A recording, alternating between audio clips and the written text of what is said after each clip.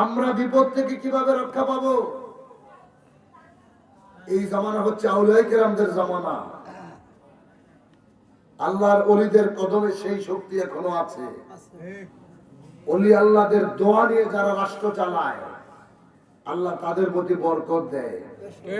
বাংলাদেশের কথাগুলো যদি আপনাদেরকে বলি হাস্যকর মনে হবে, কিন্তু গুগলে সার্চ দিয়ে দেখেন, এই দেশে স্বাধীনতার 54 বছর ধরে যারা দেশ চালিয়েছে সবাই, রাষ্ট্রপতি থেকে শুরু করে প্রধানমন্ত্রী, সেনাপ্রধান বলেন, সবাই আমার পীর কেবলা জানের কদমে যায় দোয়া নিয়ে আইসা দেশ চালাইছে।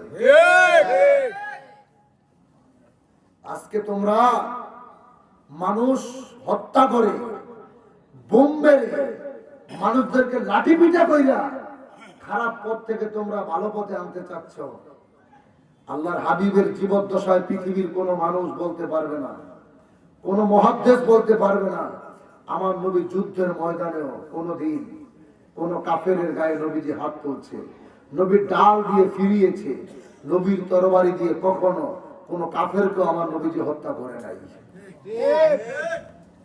আমার নবীজি ভালোবাসা দিয়ে জগৎকে পাগল করছে।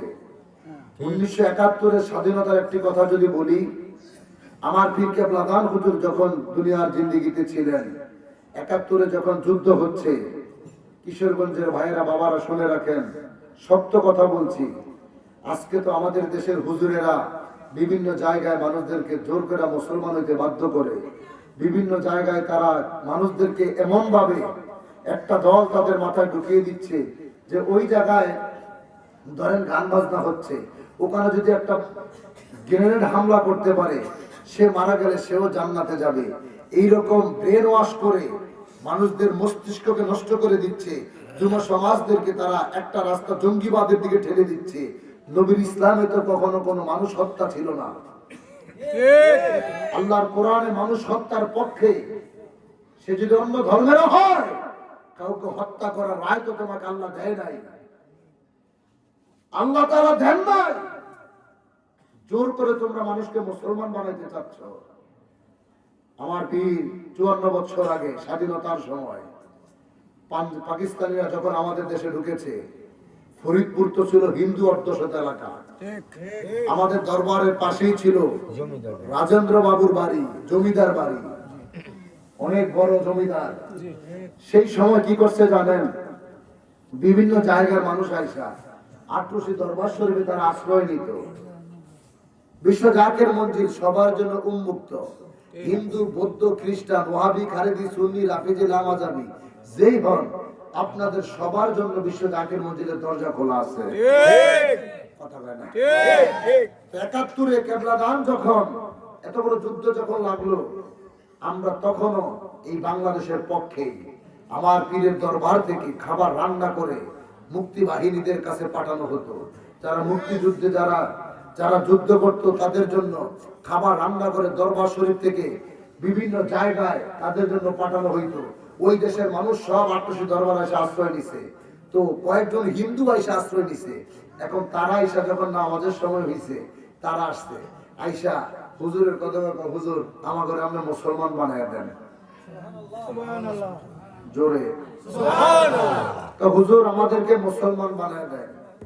তো কেবলা জান তো তাদেরকে চিনি, হুজুরকে বাবা আপনারা না অন্য ধর্মের হিন্দু ভাই, তো এখানে কেন মুসলমান হইতে আসছেন? এখন তারা বলতেছে বাহিরে তো যুদ্ধ হইতেছে, এই পাকিস্তানিরা, অর্থাৎ ওই সময় যে তারা যারা হিন্দুদের পাইলেই তারা হত্যা করে, আমাদেরকে আপনি মুসলমান বানায় দেন, তাইলে হয়তো আমরা বাইচা থাকবো।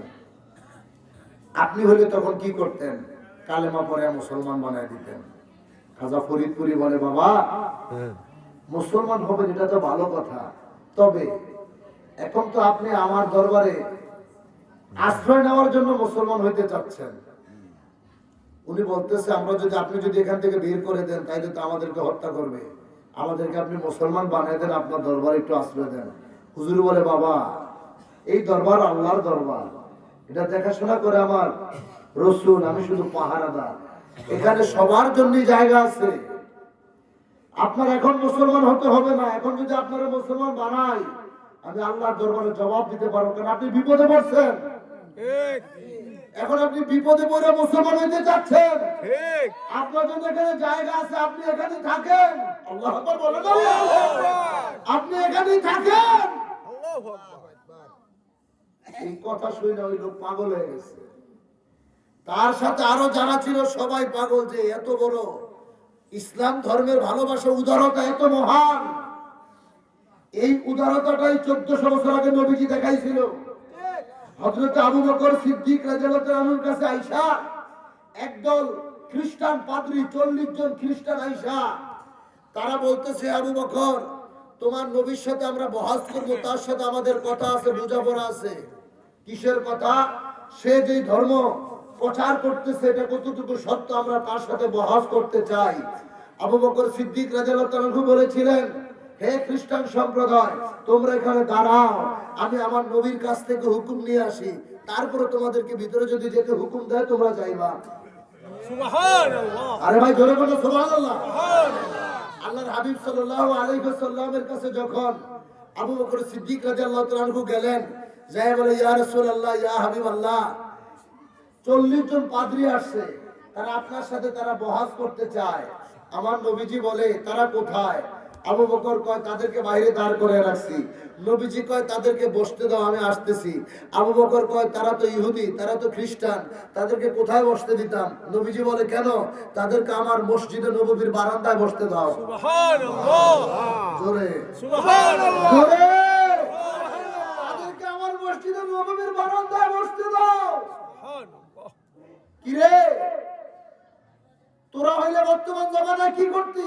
এই হিন্দু মসজিদে ঢুকা যাইতো না, খ্রিস্টান মসজিদে ঢুকা যাইতো না।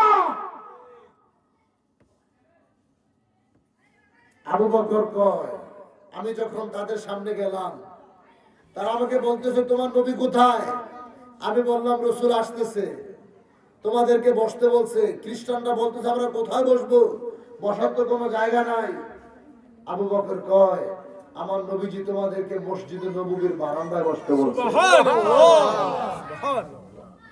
খ্রিস্টানরা একজন আরেকজনের চেহারার দিকে তাকাইতেছে।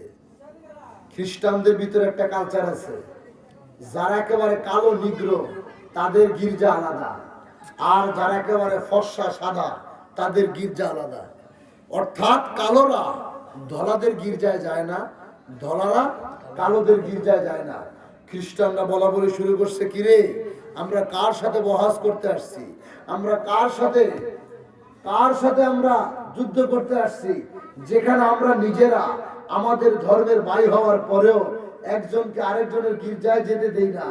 আর সেখানে মুসলমান যাদের সাথে আমরা যুদ্ধ করতে আসলাম, তাদের শ্রেষ্ঠ জায়গা মসজিদ, সেই মসজিদে আমাদেরকে বসার ব্যবস্থা করে দিল। বুঝা গেছি এই নবীর দাওয়াত সত্যের দাওয়াত, এটা কখনো মিথ্যা হতে পারে না। ইনি কামলিওয়ালা নবী, আখির জামানার পয়গম্বর মুহাম্মদুর রাসূলুল্লাহ সাল্লাল্লাহু আলাইহি ওয়াসাল্লাম। চিৎকার করে কোন আল্লাহু আকবার।